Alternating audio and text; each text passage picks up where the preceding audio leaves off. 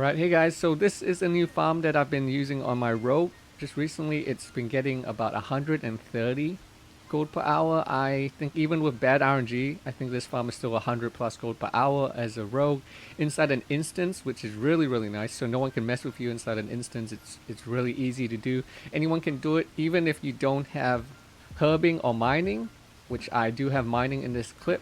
You still probably average 100 plus gold per hour. So the mining does help, but it's not necessary. And if you have herbing, it actually increases the gold per hour even more than mining does. So this is a farm that pretty much any rogue can do. You just need like half decent gear, and even if you don't have the gear, you can compensate for it with the talents that I'm gonna show you. So yeah, let's hop into this guide. This is 130-ish gold per hour.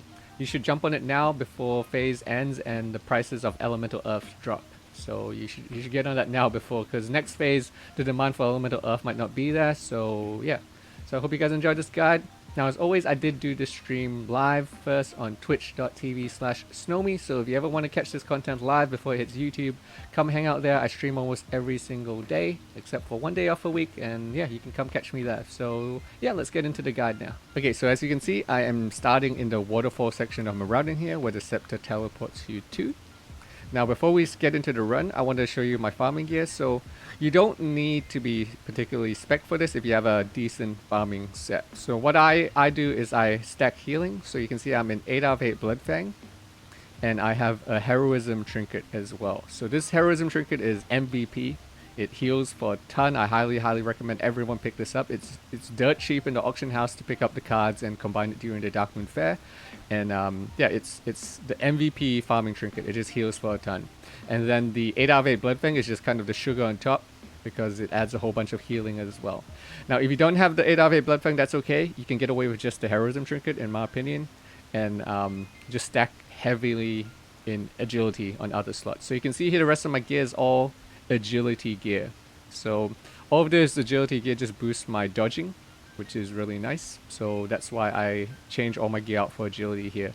But the MVP trinket is this Darkmoon card Heroism, which really helps. Now as well as that, I'm not particularly spec'd for farming, so this is just my normal raid spec. I'm testing out some random talents here, but this is my normal PvE daggers spec. So I'm not even sword spec, this is my PvE dagger spec. If you don't have a good farming set, let's say you don't have a good Heroism Trinket, you don't have Blood Fang, you're finding it difficulty in killing these packs, you can spec yourself into a proper farming spec with more dodge, more parry, more riposte, for example. It just depends on if you are having difficulty, but by all means, if you're raid geared rogue, you don't really need to respec at all for this in general. Okay, so I'm going to start the stopwatch now, and we'll go through a full run of this this clear. Now, it takes about 15 minutes, depending on how comfortable you are with this and how fast you can kill stuff. About 15 minutes of run, and then another 2 minutes to reset. So just a little bit over an hour to do 4 runs, roughly speaking. What you're doing in this run is you're basically going to mine and herb anything along the way as well. So you can see here, there's some mithril. I'm going to mine that. Now, if you are herbalism, you actually make more money than mining, in my opinion, because the solid stone is nice, but the herbs actually sell for a decent chunk more. So ghost mushrooms and blindweed are what you will be picking up here. And yeah, so basically it's either or. I don't know many people that are both herbalism and mining. If you're both, then that's even better for this farm. But in my opinion, if you are a miner, you don't get a whole bunch of benefit from the mithril. It helps a little bit, but if you're herbalism, if you're herbing, then it helps because there's blindweed and ghost mushrooms, which do sell for a nice little chunk of change. So these are what you're basically killing, these rock packs. Sometimes they come in 2 elites like this, and sometimes they come in 1 elite and a bunch of little babies. For these 2 elite mobs, you do want to make sure you burn Blade Flurry and another cooldown. I like to do Blade Flurry Adrenaline Rush. But these elite packs with the 2 elites are the ones that hurt the most. So yeah, just be aware of that. You can see they do really hurt, the 2 elites. That's the one where you're going to be spending most of your cooldowns. If it's just 1 elite, you can actually get away with just 1 cooldown, usually just Blade Flurry. Blade Flurry is your most important cooldown overall. In this entire instance, Blade Flurry is what will get you the furthest. So anytime I don't have Blade Flurry, I know it's going to be a little bit painful to kill these mobs. So you can see here, I managed to kill them all with just Blade Flurry and Adrenaline Rush. Blade Flurry and Evasion works too. Basically just Blade Flurry and something else works really well.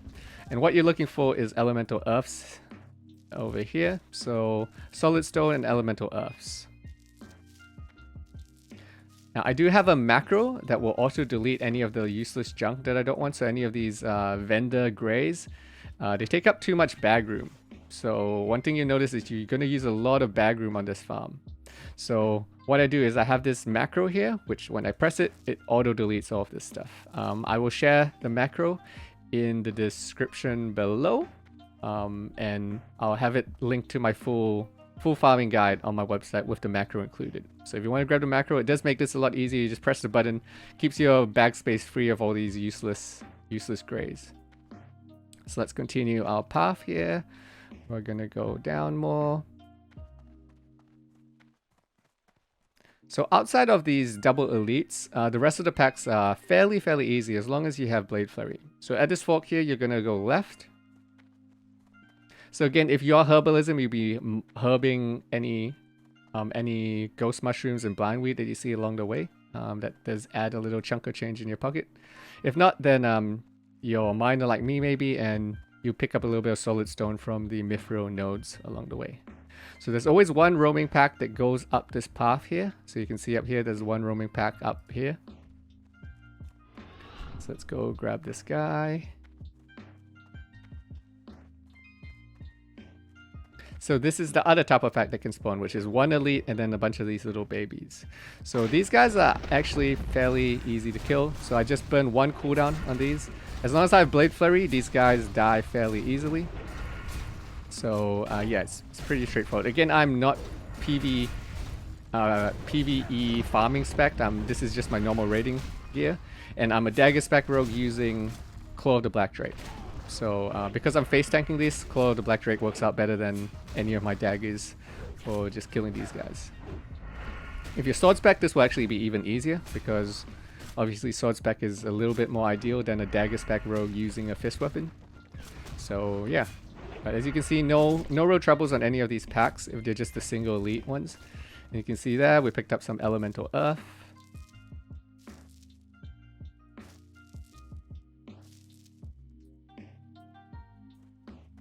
Okay, now, if you look at my bags, these elemental earths depends on how much they sell for on your server, but I get about 450 to 5 gold for them on Whitemane. So pretty good to get them. And then the solid stones, these ones, the solid stones, these sell for about half a gold each, but you really want to save them and turn them into sappers. That's where the good money is, in the sapper charges. Okay, so we're going back down this path again. We're going to go down here. We're going to head towards Princess. And I'm going to hit my little macro, which deletes all my useless junk in here.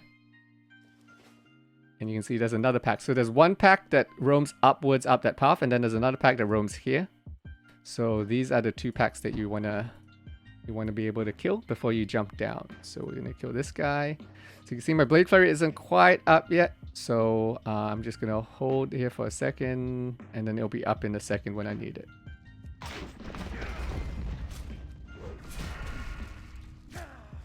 So I'm going to pop Blade Flurry here.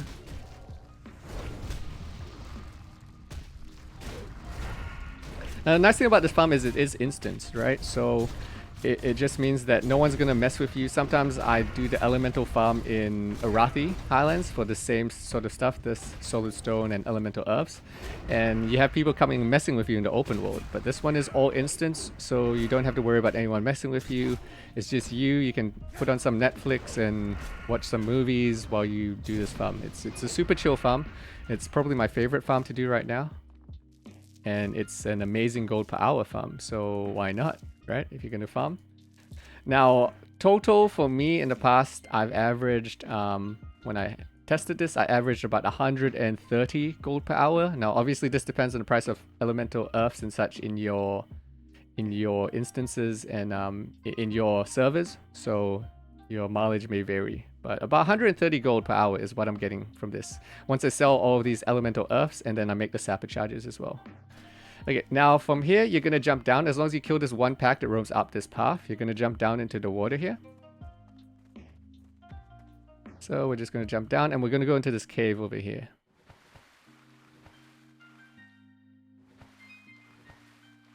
As you can see, we're going to swim all the way over here. And basically this cave takes us into a big loop. So earlier when we came to the fork in the path and we turned left, this will take us up to the path that we didn't go. So we're going to go in a huge big loop right now.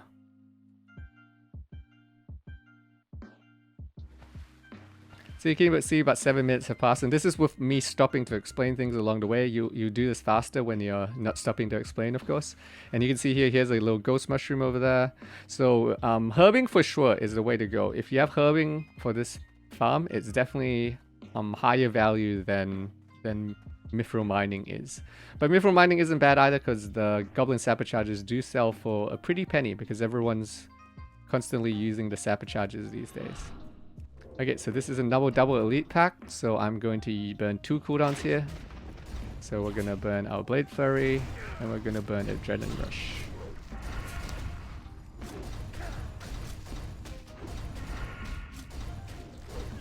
So as you can see, every time you kill one of these big elites, they do spawn a whole bunch of little guys. So yeah, just be aware of that. I do recommend you bring some potions though with you, just in case, especially if you're just getting started with this farm. You might overestimate yourself sometimes, and just having a backup potion is a lot better than dying, for sure. You can see I keep evasion just in case. If I ever need evasion, I can evasion.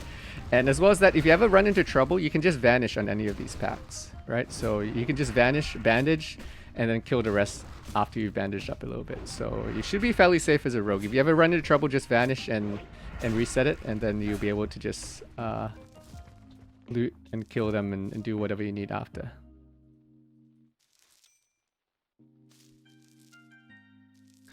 So we're gonna get this.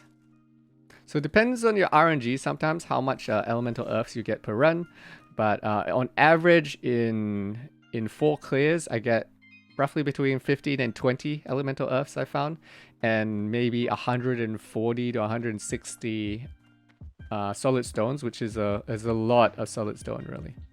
So you can see here there's another mithril node. I'm gonna go mine that.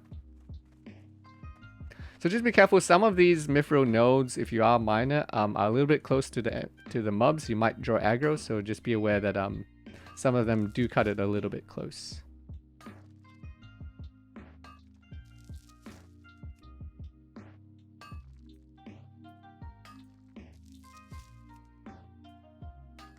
Alright, so we're going to get mine here, and then we're going to continue.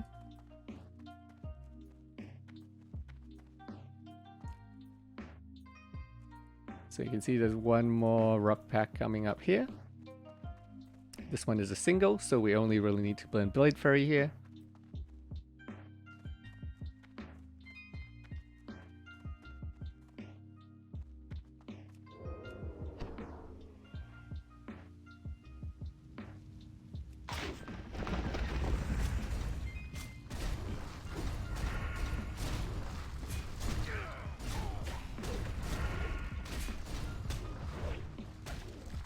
They do have this annoying knockdown, which can be annoying, but yeah, you should be fine in general. As long as your gear is half decent, you should be okay.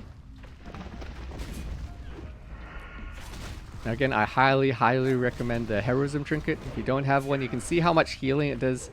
Anytime I'm hitting these mobs, it heals for a lot, especially when combined with my Bloodfang set.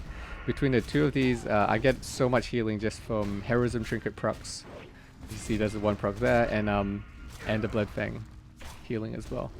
On average, the Heroism Trinket procs about 2 procs per minute per weapon. So let's say 2 weapons, 4 procs per minute. That's a base rate.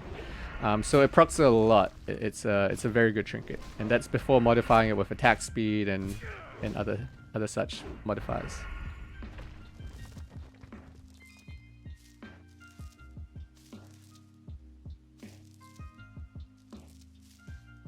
Alright, so let's keep looting. Get everything. Don't forget to hit our little macro. So you can see deletes everything again. This macro is super handy. Yeah, but this macro I'll link in the description below on the farming guide I have on Classic Craft. So we're gonna keep going here. So I like to use a little bandage here and there to keep myself topped up.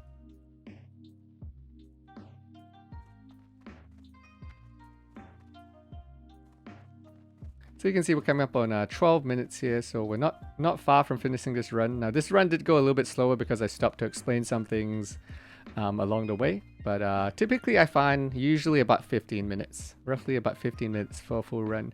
If you want to, you could get a Zanza speed pot and you probably walk through this instance a little bit faster. That might save you a little bit of time. But yeah, it's a fairly little chill run here. So we've got another set of rock guys here.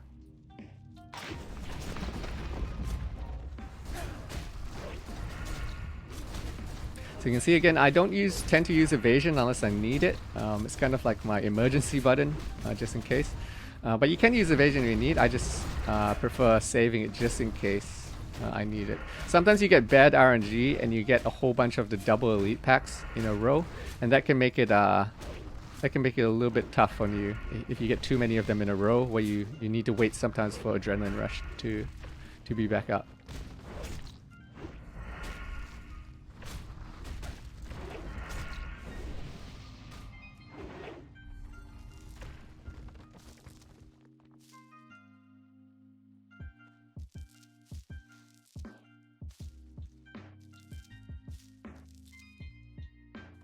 Okay, so looted all of that. Let's continue. Now there's another Mithro node over here. So we're going to try grab this one. This one can be a little bit tricky. Sometimes these mobs are a little bit close. This one should be okay because this guy's only level 46 and I'm just enough far away to mine this one.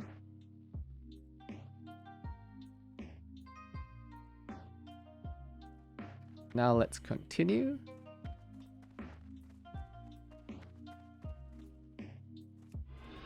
Pop a little sprint here. So you can see for a lot of this I don't really have to stealth a whole lot because all of these guys are here. Oh, and this is the last guy here. So this is our final pack. I can just pop all my cooldowns here because I don't need any more cooldowns. So we're back to the start of our path here. So you can see about 15 minutes. I wasted about a minute or two here and there explaining some things. But about 15 minutes roughly for the full run.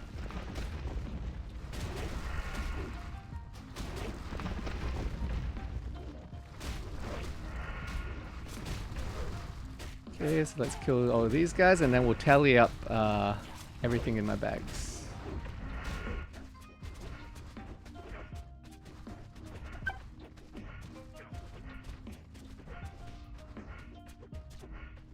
Okay. So you can see final tally 15 minutes 48 seconds, and this was after I kind of took my time a little bit, stopped to explain a few spots and such. So yeah, about 15 minutes roughly is what you get per run here. And you can see we're back at the start here. So you remember at the start there was a choice to go right, to right or left. We went left and then we killed the pack that was roaming up here. So we've gone in a full loop here and we've killed all the elemental guys along the way. So in total, we can look here what we've gotten. Let's delete all the junk again. So we got 3 elemental earths from this run and 35 solid stone. And this is just one run, right? So you're going to keep repeating this over and over. Now to reset, if you don't know how to reset, we'll show you how to do that really quickly. You should be grouped with an alt. So have a guildie group you with an alt really quickly if you're not already grouped when you start.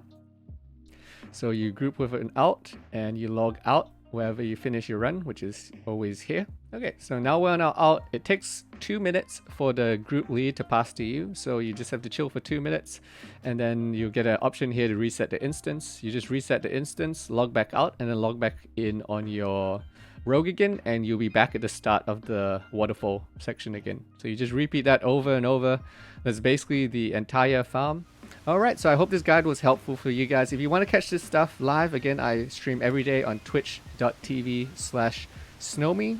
We actually went through this farm earlier, so if you were watching the stream, you actually got this info earlier. and we went through and learned this entire farm on stream earlier today. So yeah, if you like this sort of content, feel free to give it a like, subscribe if you're not subscribed already, and I will catch you guys next time. Take care.